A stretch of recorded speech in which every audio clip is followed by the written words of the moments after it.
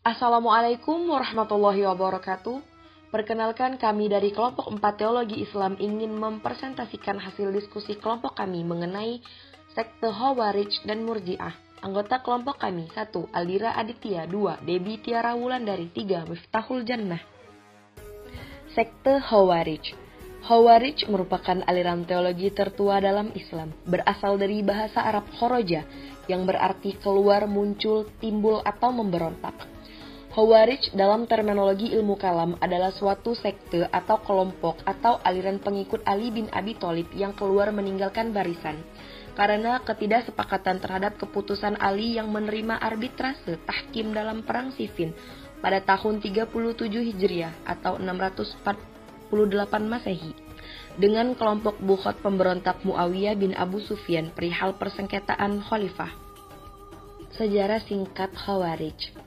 Golongan Khawarij timbul setelah perang Siffin, perang yang terjadi antara Ali bin Abi Thalib dengan Muawiyah di suatu daerah di Irak yang bernama Siffin pada tahun 37 Hijriah atau 657 Masehi. Jalannya peperangan menguntungkan Ali karena hampir seluruh pasukan Muawiyah lari kucar-kacir. Akan tetapi mereka menyerukan ceasefire. Ali dengan sangat terpaksa memerintahkan Al-Ashtar, komandan pasukannya, untuk menghentikan peperangan.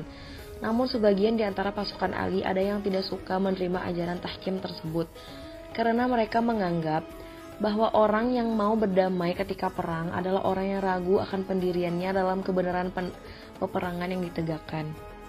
Doktrin-doktrin Khawarij. Khalifah atau imam harus dipilih secara bebas oleh seluruh umat Islam.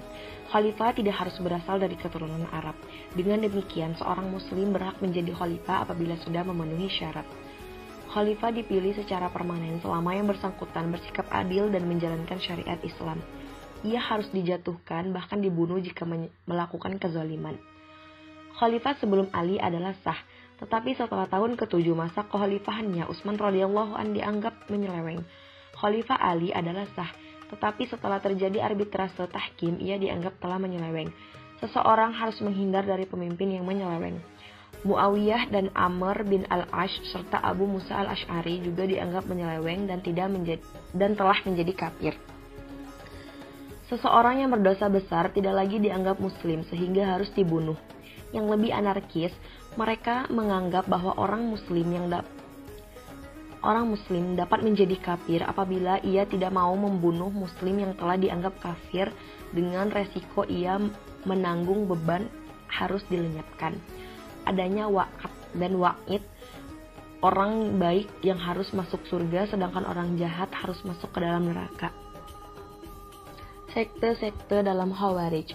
Al-Muhakimah terdiri dari pengikut Ali, kaum Khawarij asli. Prinsip utamanya adalah soal arbitrase. Ali, Muawiyah, Amr bin Ash, Abu Musa al-Ash'ari, dan semua yang menyetujui arbitrase dianggap dosa besar dan kafir. Az-Zariqah. Kecenderungan persoalan yang dilontarkan adalah masalah musyrik. Ada beberapa golongan yang disepakati digolongkan musyrik. 1.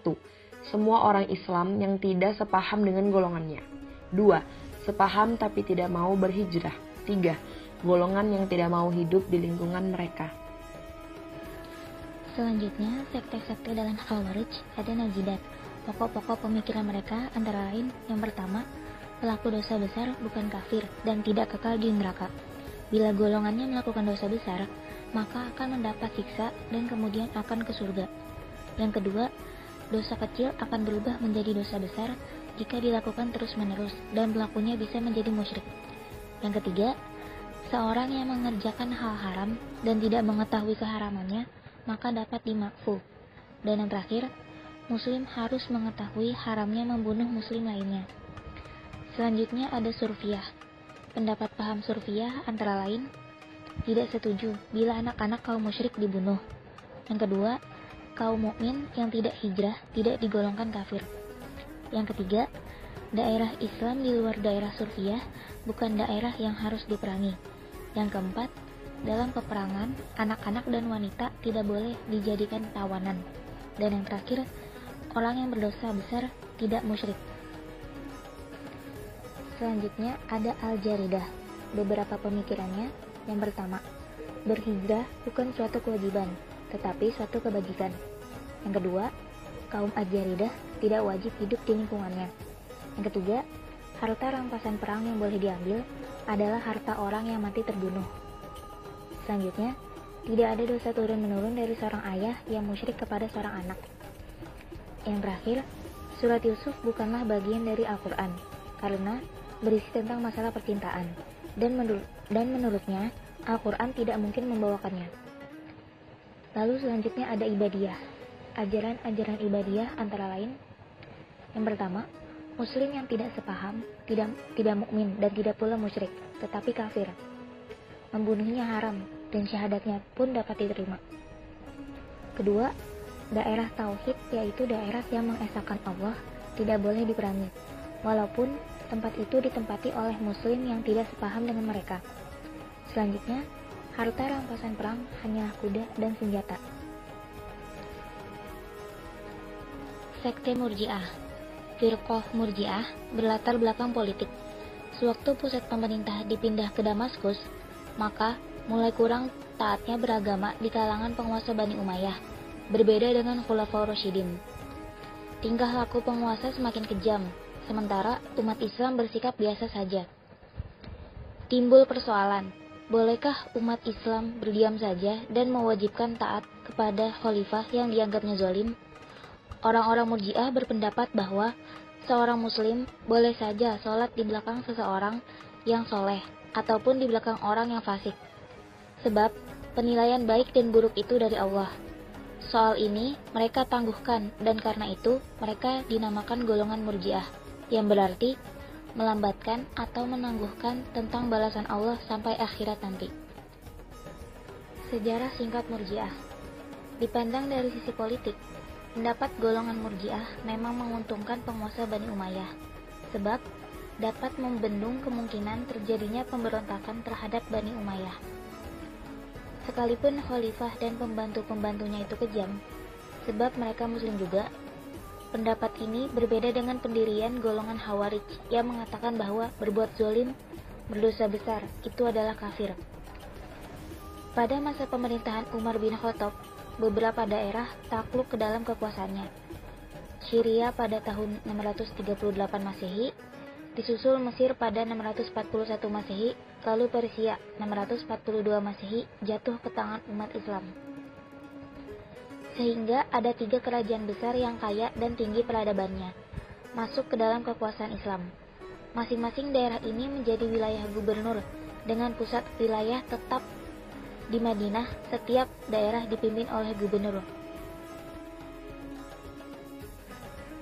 Ada beberapa hal penting yang harus diperhatikan mengenai meluasnya wilayah Islam ketiga daerah tersebut. Pertama, penduduk dari wilayah-wilayah Persia, Syria, dan Mesir masing-masing sudah mengenal peradaban dan agama-agama lama, seperti peradaban Mesir, Babylon, Persia, Yahudi, dan Nasrani. Juga peradaban keagamaan dan filsafat Yunani, seperti Helenisme dan Plostonisme. Kedua, setelah daerah-daerah ini masuk Imperium Islam, banyak penduduk-penduduk daerah yang menukar agamanya kepada Islam, baik dari jalur perkawinan ataupun dari ajaran semata. Kedua hal tersebut tentu saja berpengaruh pada jalan pikiran umat Islam pada umumnya, sebab umat Islam baru ini, rakyat Persia, Mesir, dan Syria, telah membawa pula peradabannya dan pemikirannya ke dalam tubuh umat Islam itu sendiri. Lalu, timbullah istilah ilmu kalam, yang berarti ilmu berbicara atau berdebat, sebagai nama baru bagi ilmu tauhid atau ilmu usuluddin yang telah ada. Sekte dalam Murji'ah. Terdapat Murji'ah Khawarij, Murji'ah Qadariyah, Murji'ah Jabariyah, Murji'ah Murni, dan Murji'ah Sani. Tokohnya adalah Abu Hanifah. Kemunculan sekte-sekte dalam kelompok Murji'ah tampaknya dipicu oleh perbedaan pendapat, bahkan hanya dalam hal intensitas di kalangan pendukung Murji'ah. Dalam hal ini, terdapat masalah yang cukup mendasar ketika para pengamat mengklasifikasi sekte-sekte Murji'ah. Kesulitannya antara lain adalah ada beberapa tokoh aliran pemikiran tertentu yang diklaim oleh pengamat sebagai pengikut Murji'ah, tetapi pengamat lain tidak mengklaimnya. Tokoh tersebut adalah Wasil bin Atha 131 Hijriah dari Mu'tazilah, dan Abu Hanifah 80-150 Hijriah dari Ahlus Sunnah. Sementara itu, Muhammad Imarah menyebutkan 11 sekte sebagai berikut. 1. Al-Jahmiyah, pengikut Jaham bin Safwan. 2. As-Salahiyah, pengikut Abu Musa As-Salahi. 3. Al-Yunusiyah, pengikut Yunus As-Samari. 4. Asy-Syamriyah, pengikut Abu Samr dan Yunus. 5. Al-Ghoilaniyah, pengikut Abu Marwan Al-Ghoilan bin Marwan Ad-Dimsaki. 6. An-Najariyah, pengikut Al-Husain bin Muhammad An-Najr. 7. Al-Hanafiyah, pengikut Abu Haifah bin An-Nu'man. 8. Asy-Syabibiyah, pengikut Muhammad bin Syabib. 9. Al-Mu'azziyah, pengikut Mu'adz At-Taumi. 10. Al-Murisiyah, pengikut Basar Al-Murisi. 11. Al-Karamiyah, pengikut Muhammad bin Karam As-Sijistani. Adapun yang termasuk golongan ekstrim adalah 1. Jahmiyah, kelompok Jahm bin Safwan dan para pengikutnya berpandangan bahwa orang yang percaya Tuhan dan akhirnya menyatakan kekufurannya secara lisan maka tidak menjadi kafir karena iman, dan kufur tempatnya di dalam hati. Kedua, Salihiyah, kelompok Abu Hasan As-Salahi berpendapat bahwa iman adalah mengetahui Tuhan dan kufur tidak mengetahui Tuhan. Salat bukanlah merupakan ibadah kepada Allah Subhanahu wa taala. Ketiga, Yunusiyah dan Ubaidiyah menyatakan bahwa melakukan hal maksiat atau melakukan hal jahat tidak merusak iman seseorang. Mati dalam iman, dosa-dosa dan perbuatan-perbuatan jahat yang dikerjakan tidak merugikan bagi yang bersangkutan. Dalam hal ini, Muqatil bin Sulaiman berpendapat bahwa perbuatan jahat banyak atau sedikit tidak merusak iman seseorang sebagai musyrik atau politis. Doktrin-doktrin Murji'ah. Ajaran Murji'ah pada dasarnya bersumber dari gagasan atau doktrin irja' atau arja'a yang diaplikasikan dalam banyak persoalan yang dihadapinya, baik persoalan politik maupun teologis. Di bidang politik, doktrin irja' diimplementasikan dengan sikap netral atau non-blok yang selalu diekspresikan dengan sikap diam. Itulah sebabnya kelompok Murji'ah dikenal pula sebagai the Quietist atau kelompok bungkam. Sikap ini akhirnya berimplementasi begitu jauh sehingga Murji'ah selalu diam soal politik. W. Montgomery Watt merincikan sebagai berikut. 1. Penangguhan keputusan terhadap Ali dan Muawiyah hingga Allah memutuskannya di akhirat kelak. 2. Penangguhan Ali untuk menduduki ranking keempat dalam peringkat Al-Khalifah Al-Rashidin. 3. Pemberian harapan terhadap saudara muslim yang berbuat dosa besar untuk mendapat ampunan dari Allah Subhanahu wa taala. 4. Doktrin-doktrin Murji'ah menyerupai pengajaran mazhab para skeptis dan empiris di kalangan Helenis. Dengan doktrin-doktrin Murji'ah, Harun Nasution menyebutkan 4 ajaran pokoknya, yaitu 1. Menunda hukuman atas Ali, Muawiyah, Amr bin As, dan Abu Musa al-Asy'ari yang terlibat tahkim hingga kepada Allah pada hari kiamat kelak. 2. Menyerahkan keputusan kepada Allah Subhanahu wa taala atas orang muslim yang berdosa besar. 3. Meletakkan pentingnya iman lebih utama daripada amal. 4. Memberikan pengharapan kepada muslim yang berdosa besar untuk memperoleh ampunan dan rahmat dari Allah Subhanahu wa taala. Sementara itu, Abu A'la Al-Maudidi tahun 1903 sampai 1979 menyebutkan 2 pokok ajaran doktrin Murji'ah, yaitu iman adalah cukup dengan percaya dengan Allah Subhanahu wa taala dan Rasulnya. Adapun amal untuk perbuatan bukan merupakan keharusan adanya iman. Dalam hal ini, seorang tetap dianggap mukmin walaupun meninggalkan apa yang difardukan kepadanya dan melakukan dosa-dosa besar. Dasar keselamatan adalah iman semata.